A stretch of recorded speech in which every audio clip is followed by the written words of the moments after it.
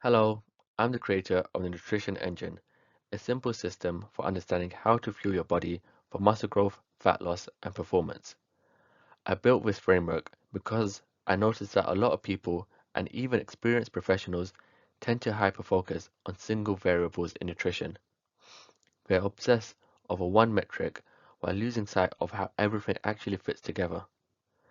The Nutrition Engine brings that bigger picture back into focus, showing how each nutritional variable fits into the overall system. In a previous video, we covered the first cog in this system, calories. In this video, we're moving on to the second cog, protein. We'll look at why protein matters, how much you actually need, and how to structure it intelligently in your diet. Protein is one of the three macronutrients, alongside carbohydrates and fats. It's made up of smaller units called amino acids, which act as the building blocks of muscle tissue. When you train, whether that's lifting weights or doing any form of resistance exercise, you create small amounts of muscle damage. Protein provides the raw materials your body uses to repair and rebuild that tissue, which is why it's essential for muscle growth, recovery, and preserving muscle while dieting. Protein does provide 4 calories per gram, but its primary role in the body isn't energy. Its main role is structural, building, repairing, and maintaining muscle and other tissues. Having said this, from my experience, most people don't actually struggle with understanding what protein is. What we struggle with is knowing how much protein we should eat. And the honest answer is, it depends. First, it depends on your goal. Are you trying to build muscle, maintain your current physique, or lose fat? Second, it depends on your body composition. For example, someone who is already quite lean and dieting aggressively will usually benefit from higher protein intake than someone carrying more body fat. And third, it depends on your calorie intake. The larger the calorie deficit, the more important adequate protein becomes for preserving muscle. Now, let's look at some clear, practical ranges you can apply immediately. At the very lowest end, 0.8 grams per kilogram of body weight is the official recommended minimum for sedentary adults. This amount is designed to meet basic physiological needs, not to optimize for muscle growth or performance. However, once someone begins exercising regularly, protein needs typically increase slightly.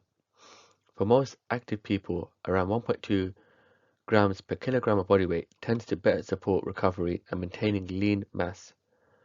But if your goal is building muscle or losing fat, research consistently supports a higher range of about 1.6 to 2.2 grams per kilogram of body weight. This is where most people with physique goals tend to do best.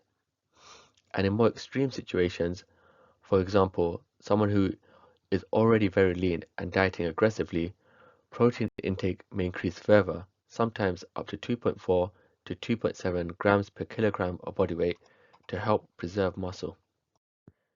Now that we understand the ranges, the next question is to how to actually apply them. This process is very simple. First, choose the protein range that matches your goal. Then, simply multiply that range by your body weight in kilograms. Let's look at a quick example. If someone weighs 70 kilograms and is pursuing most physique goals like building muscle or losing fat, we would use the 1.6 to 2.2 grams per kilogram range. That would place their daily protein intake at roughly 112 to 154 grams per day. Now, imagine that same person becomes very lean and is dieting aggressively.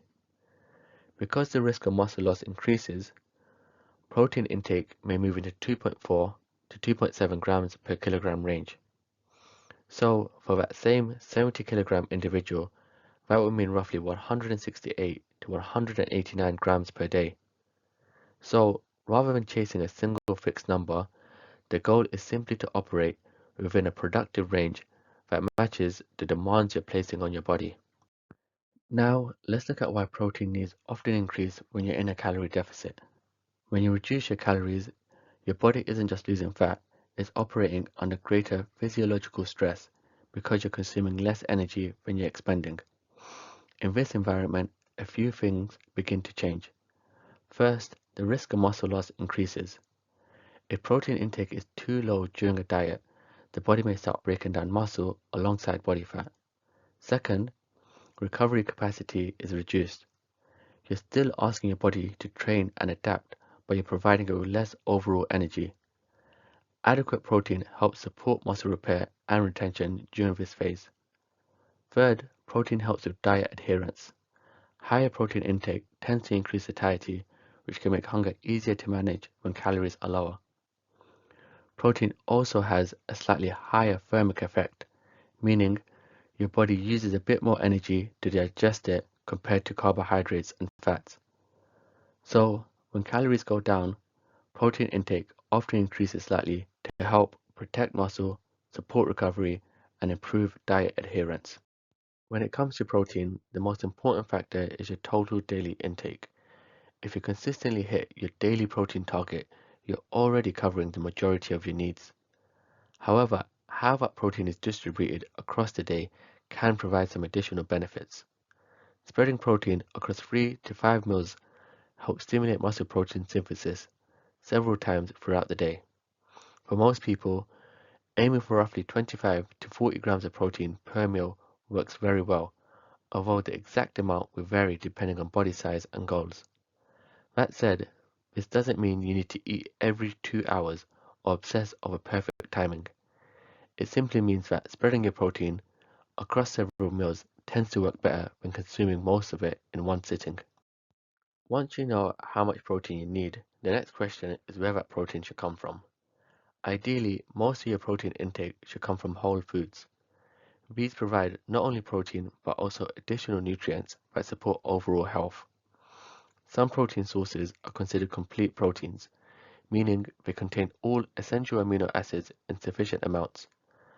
Animal foods such as meat, fish, eggs, and dairy are common examples. Plant-based proteins can work very well too. While some individual plant foods may contain lower amounts of certain amino acids, eating a variety of plant protein sources across the day easily provides everything your body needs.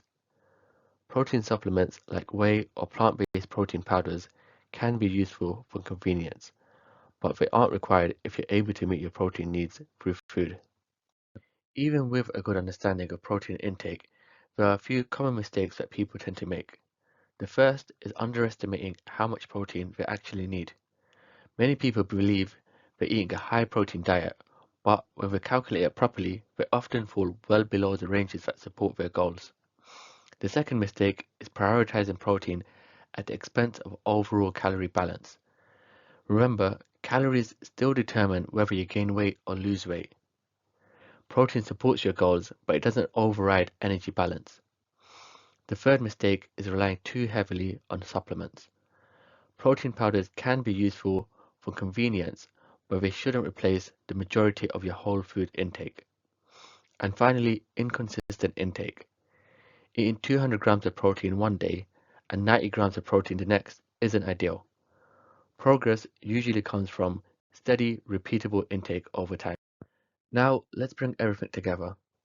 Protein plays a critical role in supporting muscle repair, growth, and retention, especially if you're training regularly. For most people with physique or performance goals, a range of about 1.6 to 2.2 grams per kilogram of body weight works extremely well. At the same time, it's important to remember that calories still determine whether your body weight goes up, down, or stays the same. Protein supports the outcome, but calories drive the direction. And most importantly, none of this works without consistency over time. Small habits done repeatedly will always outperform short bursts of perfection. That brings us to the end of this video where we've broken down the protein cog of the nutrition engine. If you want help applying the nutrition engine to your own situation, or you're interested in a personalized body transformation program, feel free to reach out to me. I do offer coaching services. If you found this video helpful, I'd really appreciate a like, comment, and subscribe. It helps the channel grow and allows more people to discover the nutrition engine. In the next video, we break down the next priority in the system, fats. Thanks for watching and good luck building your diet using the nutrition engine.